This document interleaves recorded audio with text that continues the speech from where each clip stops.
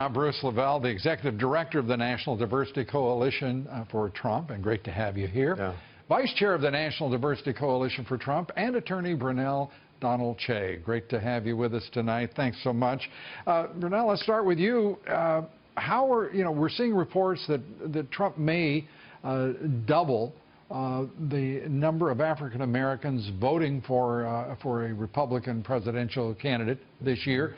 What's your sense? Bring us up to date. God bless you, and God bless America first.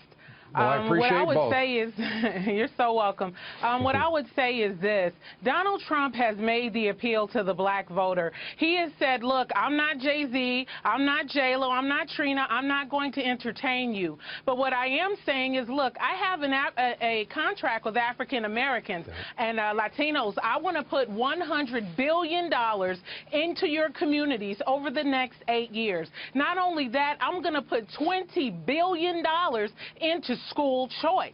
And so basically what's happened is black people are waking up. They're hearing Donald Trump's messages now. You got to remember the mainstream media, a lot of them are not Fox, but they've been calling him a racist and a divider and all of these things in an attempt to take away from the fact that Hillary Clinton nor does the president have a record of doing anything for our inner cities, whether it be blacks or Latinos. Bruce, is that I'm sorry, go ahead.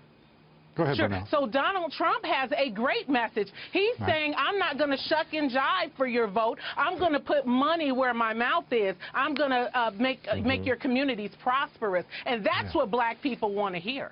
Well, and Bruce, is there a vulnerability on the part of the Democratic Party coming over to you all in the Republican Party with Donald Trump, because this president hasn't done much at all for African Americans? You could argue he hasn't done much for any working man or woman or their families in this country, irrespective of race, creed, or color. Mr. Trump has awakened a sleeping giant in the pulse of the heartland of black votes and black people, Lou. You know, the interesting thing about this is that I've always said that the black vote will excel above 20+%. I've been saying this from way back, the same time when I got laughed out of the room back in June when I said Donald Trump will be the nominee. You remember that. And this is not a traditional campaign. The polling's and everything. For example, the National Diversity Coalition for Trump, Pastor Scott and Brunell here, with my sister in the fight for Mr. Trump, is that, you know, you can't look at it this way. And one thing about that Mr. Trump brings, he's a builder. He's a unifier. When he talks about inner cities, he talks about impoverished areas. We're talking about a developer, developing buildings, relationships, and things. School choice for kids. You know, looking at inner cities. You know, one thing I know about him, and I look at Mr. Trump as a personal friend. When he says he's going to do something, he likes to back it up. There is no way in the world this man is going to come out in the world, national TV, and tell you that he wants to do this for these particular communities and not deliver. Brunell, I want to ask you for a number. I'm going to do the same thing, Bruce, if I may. Give me a percentage of what you expect in the way of a percentage of African American support for Donald Trump Tuesday.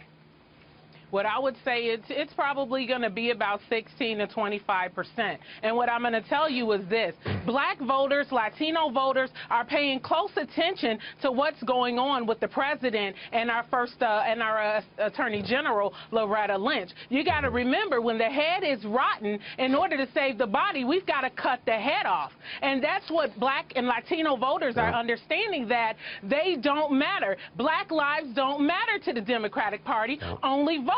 If black lives mattered, then you wouldn't need Jay-Z or anybody else to shuck and, rap for you or dance. You show the record. You show the millions and billions you have put into our communities. And so I would just want to let the people know, don't sell your birthright like Esau did for food.